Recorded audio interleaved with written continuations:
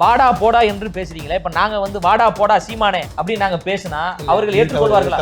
தமிழ் சினிமாவின் உச்சம் என் தம்பி, தமிழ்நாட்டின் ஒரே சூப்பர் ஸ்டார் என் தம்பி விஜய் அவர்கள் தானே பேசின வாய் தானங்க. அது என்னங்க, அது வாயா வேற என்னதுங்க? அது அணில் குஞ்சுகள்னு பேச வேண்டிய தேவை என்னங்க இருக்கு?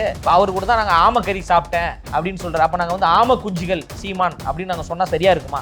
சீமான் அவர்களை நாங்க வந்து பச்சோந்தி அப்படின்னு தான் நம்ம பாக்குறோம். பச்சோந்தி எப்படி காலத்துக்கு ஏற்றார் வகையில் நேரத்துக்கு ஏற்றார் வகையில் நிறமாறுமோ அதே போன்று நிறமாறக்கூடிய ஒரு நபர் தான் சீமான் அவர்கள். நான் அவரை பத்தி பேசி நான் நேரத்தை வீணடிக்க விரும்பல. இருந்தாலும் நீங்க கேள்வி கேட்டதால நாங்க பதில் சொல்றோம். ரொம்ப கடுமையான விமர்சனம் இல்ல, கடுமையான விமர்சனம் அப்படின்னா அவர்கள் தான் தீர்மானிக்கிறாங்க நாங்க வந்து எப்படி பேச வேண்டும். நாங்க திரு சீமான் அவர்களை திரு சீமான் அவர்கள், மரியாதைக்குரிய சீமான் அவர்கள், அண்ணன் சீமான் அவர்கள் என்று தான் நாங்க பேசிக்கிறோம். அவர் வந்து ஒரு பொது ஊடகத்துல ஒரு பொது மேடைகள்ல பேசுகின்ற பொழுது நாகரிகமாக பேசணும். ஒரு அரசியல் கட்சி தலைவருக்கு நாகரிகம் என்பது ரொம்ப முக்கியம். அவர் பேசுறாருல தமிழர் தமிழர் என்று பேசுறாருல, தமிழருடைய மாண்பு என்னங்க? நாகரிகமாக பேசுவது, புரியுதுங்களா?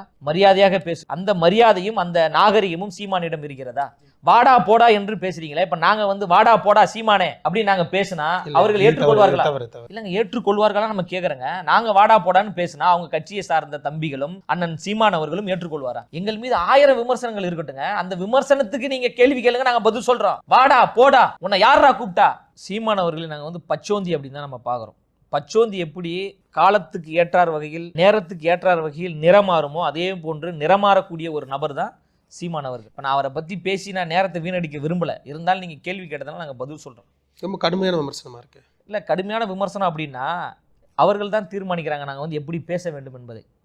நாங்கள் திரு சீமான் அவர்களை திரு சீமான் அவர்கள், மரியாதைக்குரிய சீமான் அவர்கள், அண்ணன் சீமான் அவர்கள் என்று தான் நாங்கள் பேசி கொண்டிருக்கிறோம். அவர் வந்து ஒரு பொது ஊடகத்தில் ஒரு பொது மேடைகளில் பேசுகின்ற பொழுது நாகரிகமாக பேசணும். ஒரு அரசியல் கட்சி தலைவருக்கு நாகரிகம் என்பது ரொம்ப முக்கியம். அவர் பேசுறாருல தமிழர் தமிழர் என்று பேசுறாருல, தமிழருடைய மாண்பு என்னங்க? நாகரிகமாக பேசு, புரியுதுங்களா? மரியாதையாக பேசுவது, அந்த மரியாதையும் அந்த நாகரிகமும் சீமானிடம் இருக்கிறதா? வாடா போடா என்று பேசுறீங்களே, இப்ப நாங்க வந்து வாடா போடா சீமானே அப்படின்னு நாங்க பேசினா அவர்கள் ஏற்றுக்கொள்வார்களா? இல்லங்க, ஏற்றுக்கொள்வார்களா நம்ம கேக்குறேங்க. நாங்க வாடா போடான்னு பேசினா அவங்க கட்சியை சார்ந்த தம்பிகளும் அண்ணன் சீமான் அவர்களும் ஏற்றுக்கொள்வாரா? எங்கள் மீது 1000 விமர்சனங்கள் இருக்கட்டுங்க, அந்த விமர்சனத்துக்கு நீங்க கேள்வி கேளுங்க, நாங்க பதில் சொல்றோம். வாடா போடா உன்னை யாரா கூப்பிட்டா?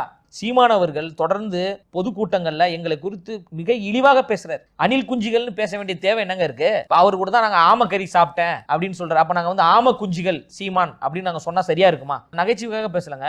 இல்ல இது அவர் சொல்றாருல, அப்ப எங்க கட்சியை சார்ந்தவர்கள் எவ்வளவு பேர் எவ்வளவு கோவத்துல இருப்பாங்க. கொள்கையை பேசு, கோட்பாடை பேசு, நீங்க இந்த விஷயத்த தப்பா போறீங்க, இது சரியில்லை, இதை மாற்றுங்கள் என்று சொன்னால் அதை நாங்க ஏற்றுக்கொள்வோம், வரவேற்போம், சரி செய்வதற்கு உண்டான சூழலை நாங்க உருவாக்குமே தவிர இதெல்லாம் என்ன விமர்சனம்?